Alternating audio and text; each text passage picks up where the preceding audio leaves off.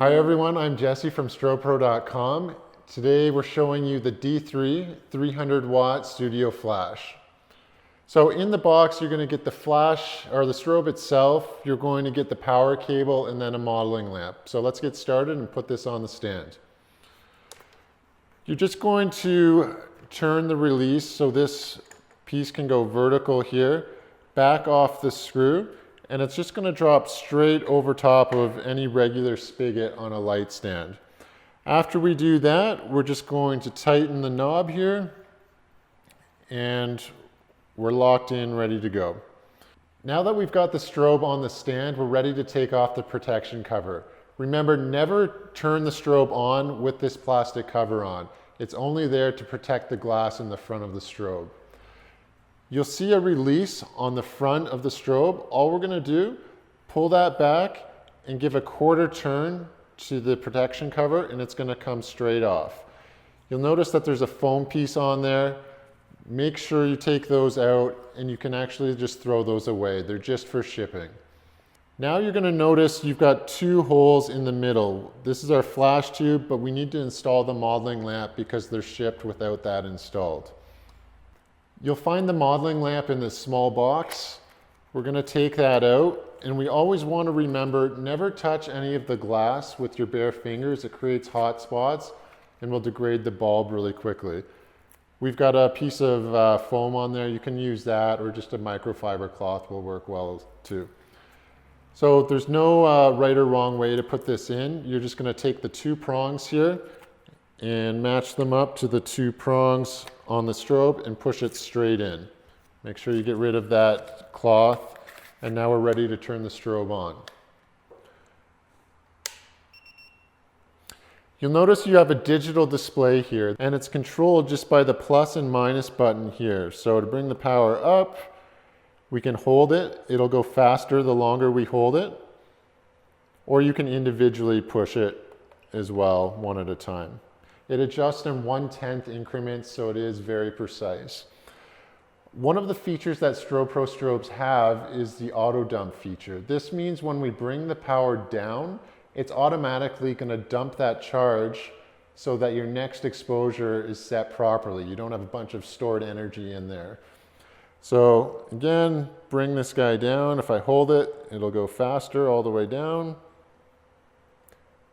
And when I let it go, it dumps the charge, so now we're ready to go. Going over here, you have the sound button, which is indicated by that music note. Normally when I flash the strobe, you have no beep happening, okay? When I turn that on, now when I fire the strobe, it's going to beep to tell you that it's recycling. The D3 recycles so fast that you may or may not want that on. Up above here, we have the proportional lamp. What this does is activate the modeling lamp that we just installed. And a modeling lamp is only used to show you where the shadows are going to fall on your subject. It's not actually going to show up in the picture that you take. So when I push it once, that activates the proportional. So proportional just means as I increase or decrease the power of the strobe, that lamp is going to increase and decrease with it. So you can see on the actual lamp, when I bring the power up, it's getting brighter and brighter. Then when I bring it down, same thing, it'll bring itself back down. And again, with the auto dump, because I went down, it'll dump the charge out of there again. The second feature here is 100%. So when I go to there, that's just going to turn the lamp to 100%. So if you were trying to find focus on your camera, or you were doing like a small video interview, you could use that as a continuous light as well.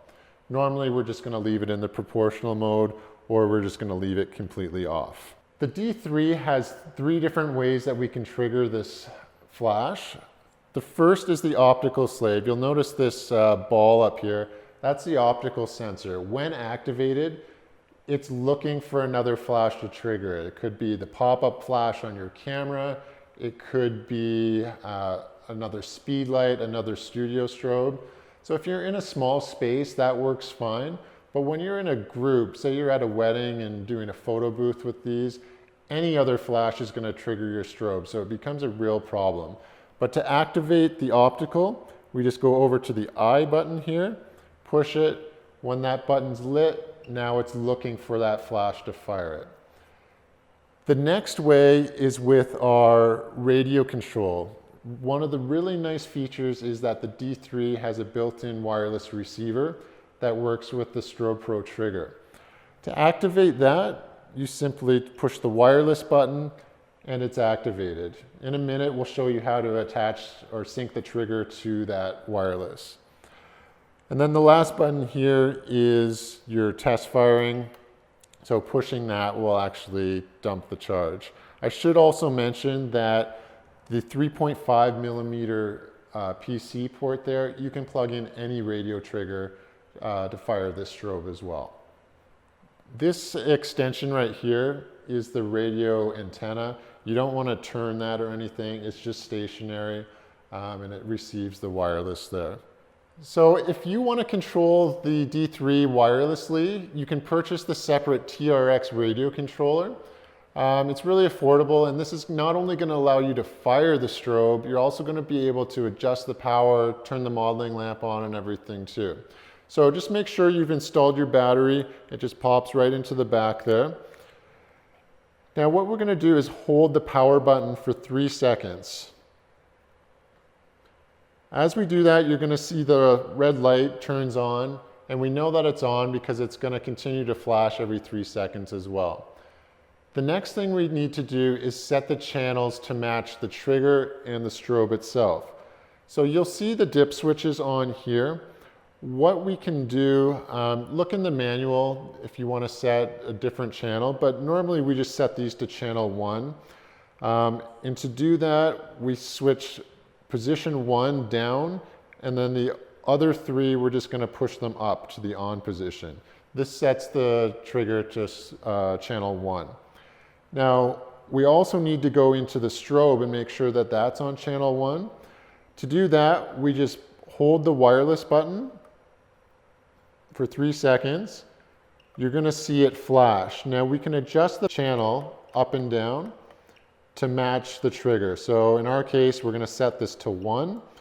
Now if we leave it, it'll lock in automatically there. We're on channel 1 on the strobe now. We're on channel 1 on the trigger. We also want to make sure that the wireless button is enabled. So there it's off. Make sure it's lit there. Now to make sure that it's communicating, we can push the plus and minus. Now you can see I'm turning the power up and down there. If I want to turn the modeling lamp on, I just push it once, turns the modeling lamp on, push it again, turns it off. We've also got the test button right here. Push that and it'll fire the strobe as well. So now you're synced up and ready to go. Just make sure both strobes that you have are on the same channel and they'll both fire together. To put this on your camera, just turn the retaining knob back, slide it into your camera hot shoe. This is the front, so into the camera like that, and we're ready to go. Now that we have the strobe all set up, we just need to add a modifier. One of the most basic modifiers, but one of the most effective as well, is the umbrella. To use the umbrella, we need to use the 7-inch reflector here. These are sold separately, or if you did purchase the kit, they do come with it. So on here, you're going to notice a hole. Okay, this aligns with the umbrella bracket that's mounted to the D3 300 watt strobe there. So we always want to make sure that this faces down when we attach it to the strobe. All Strobepro accessories use the Bowens S mount. These are readily available at Strobepro and other manufacturers. All that means is these 3 prongs here attach and fit into the 3 prongs in the strobe as well.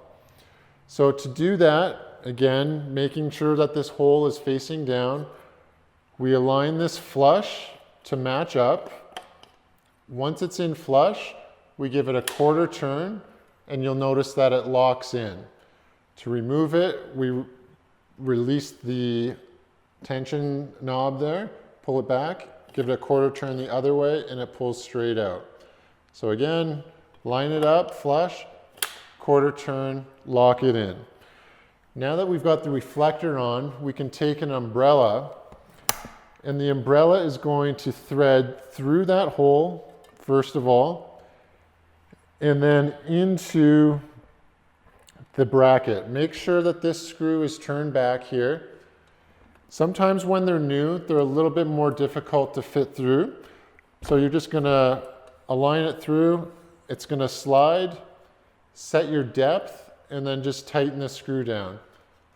To attach a softbox to the strobe, it's really simple as well. Again, you're gonna have the Bowens mount here, the 3 knobs that we're just going to align. The softboxes have a retention screw here. When it's loose, this ring will rotate. But when we're mounting it to the strobe, we want to make sure that that's tight so it won't rotate and it will lock in. So right now I'm using a 36-inch Rapid Pro, which is a really nice softbox to use. So all I'm going to do, grab this from behind, and the top run, or the top knob, is always top on the strobe as well. So I can come from behind, just adjust this till it lines in. So if you've never done it before, you might not notice it go in really easy. So just rotate it till it drops in. Once it's in, we're going to give that quarter turn, and it's going to lock itself in. Now we can rotate the softbox by loosening the screw. For this Octobox, it doesn't really matter, but if you had like a 2 foot by 3 foot or another size, then you can turn them horizontally as well. Again, to remove it, just make sure that thumb screw's tightened again. We're gonna make sure we've got a firm grip on the softbox itself. Pull the release, turn quarter inch, and then pull straight out. Just be careful when you pull it out, you don't just drop it down because you'll kind of smash the bulb there, which is something you definitely don't want to do. So after we've finished shooting for the day, what we want to do is make sure that we turn the modeling lamp off on the strobe. What this does, it allows the fan that's built into the strobe to cool it down before you pack it back in the bag. So normally we recommend about 5 minutes, let it cool itself down, and then we're ready to pack it up. So just flip the power switch off, and we're going to take our traveling protective cover, and it uses the same 3-prong system as everything else. Line it up to the front, quarter turn, it's locked in. Now we're ready to unplug it. Disconnect it from the stand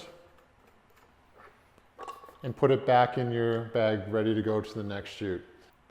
So we've covered all the features on the D3-300. It's a fantastic strobe. If you're trying to be portable, it's great. It all fits down into the kit bag really nice.